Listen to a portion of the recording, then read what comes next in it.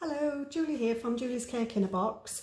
I'm just jumping on quickly to do a video to show you how to make this fabric drape effect on the side of a cake. So as you can see, I've made a start already and we're just going to carry on going around this top part here. Okay, so I'm just going to move the cake out of the way while we make the panels. So for this I'm just using black sugar paste because we need to roll it quite thinly and we need to handle the paste quite a bit to make the ruffles. You do want to be using a sugar paste that's got a reasonable amount of stretch in it.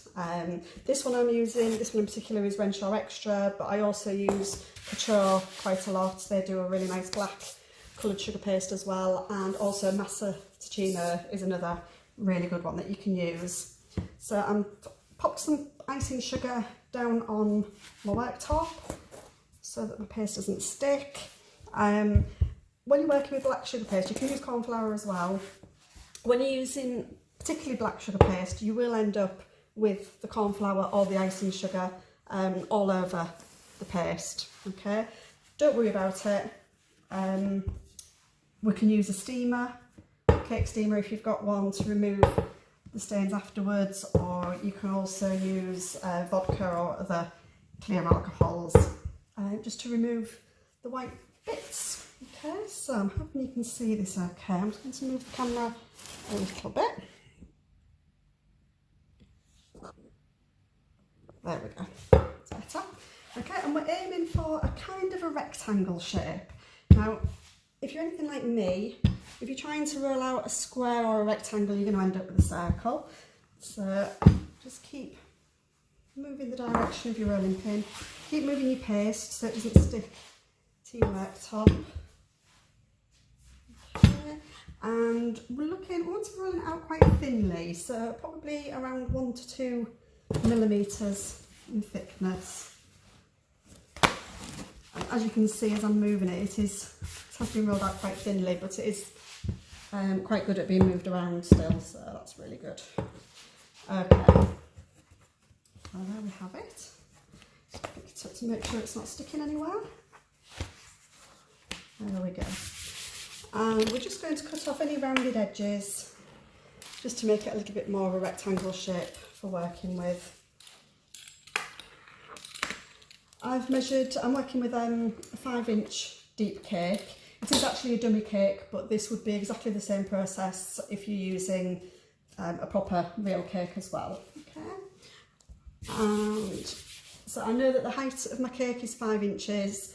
Adding another inch on for the overlap, plus a bit extra, so I'm working on this being about 7 or 8 inches in height there. So let's have a look, it's actually 8.5. So I know that there's going to be plenty of paste to work with. And I'm going to cut this piece into 3 panels. Because we're going to be picking it up quite a lot and handling it, I prefer to work in smaller panels rather than one big piece. Even though this is really quite strong paste, it's still going to be at risk of ripping and tearing. Okay, so I'm using these wooden skewers, wooden kebab sticks, just to help me create the creases in the fabric look. So all I'm going to do is line those up on my worktop, like so, and then I'm going to lay the paste over the top of them. Oops, this one's popped out.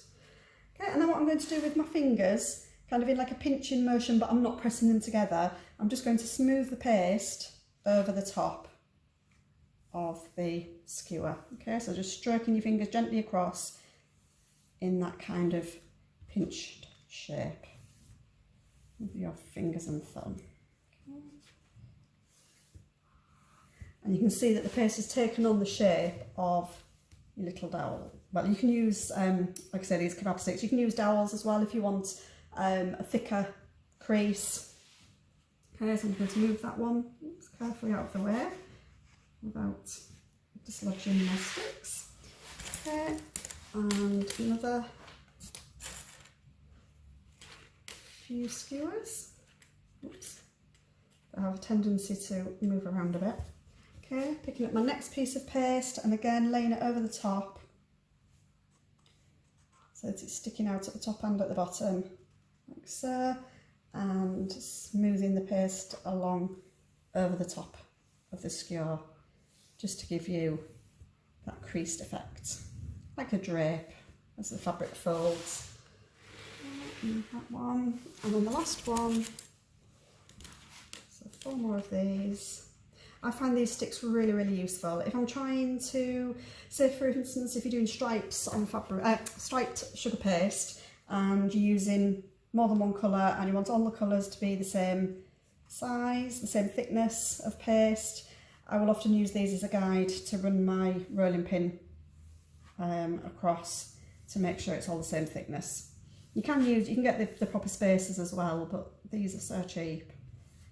And sometimes I find the spacers, like the marzipan spacers I think they're called, I find them too thick sometimes. So if you're wanting your paste to be a little bit thinner, because let's face it, you don't want to eat a great big thick chunk of sugar paste, then I find these will give you a thinner paste.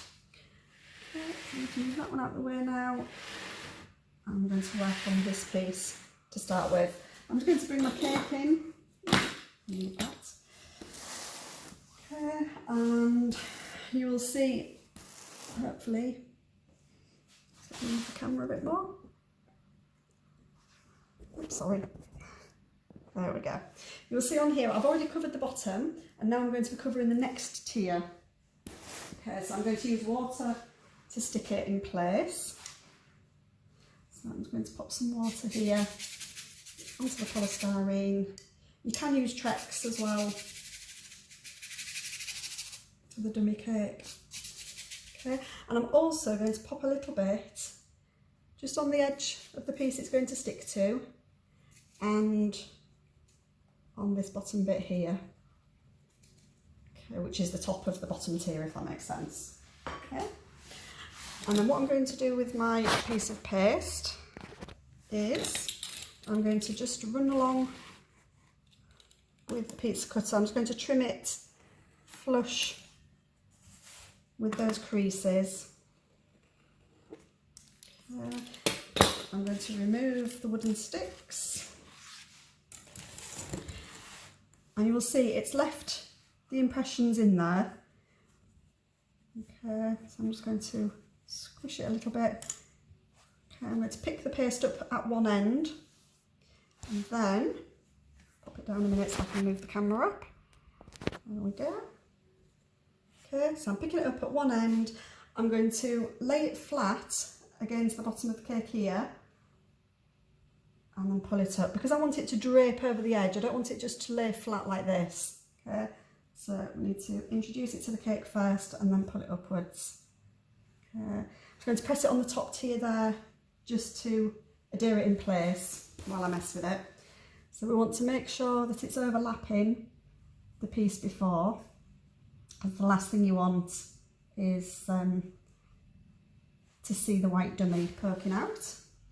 If I were doing this on a real cake, obviously it could potentially be covered in chocolate ganache, dark chocolate ganache, so you wouldn't see any gaps particularly, or you could put a thin layer of black sugar paste over the top just to make sure that you couldn't see through. Okay, I'm going to check there just to make sure that's adhered properly to the piece it's on. There we go. And then I'm just going to trim with a knife just at the top there. Okay, so that's our first piece on. Make sure that's sticking on there. Last thing we want is for it to fall off the cake. Okay, bring my next piece in. I'm going to do exactly the same thing again. So if I move that out of the way, move this along here, you might be able to see better. There we go. So take out your wooden sticks. Doesn't matter whether you trim the piece with the wooden sticks in place or not. Sometimes you might find it easier to use them as a guide, or you can take the wooden pieces out and just trim down. Okay, and what I'm going to do is I'm going to fold over that edge. Because I don't want it to join with a cut edge, I'm just going to fold that over like so. A little bit of water on the piece it's joining into. I'm just going to continue that on a little bit with the water, just to make sure it's covered where it's going to stick in place. Okay, so we'll pick the piece up by one end, and and attach to the cake like so. Okay, so like I say, make sure that you attach it on this top edge here, and you can then adjust and it won't fall off your cake. Just make sure any joins are covered, like so, yeah. And then trim that top edge. So you can see that by draping the fabric over the edge here, it's hiding this top edge of the bottom tier. Okay, so one more piece to do. So again, remove the wooden skewers and trim.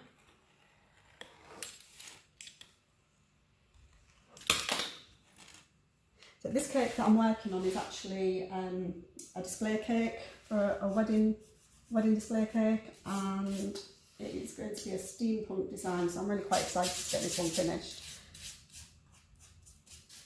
And then I will share it with you when it's finished. Okay, so again, the edge that's going to join, just run your fingers down it just to fold it over a bit. You can just see that's folded over, look. And pick it up at one edge. You see why I said you needed quite a robust sugar paste, because we are handling it quite a lot. Okay, so stick that top edge in place and then just make sure it all joins without any gaps.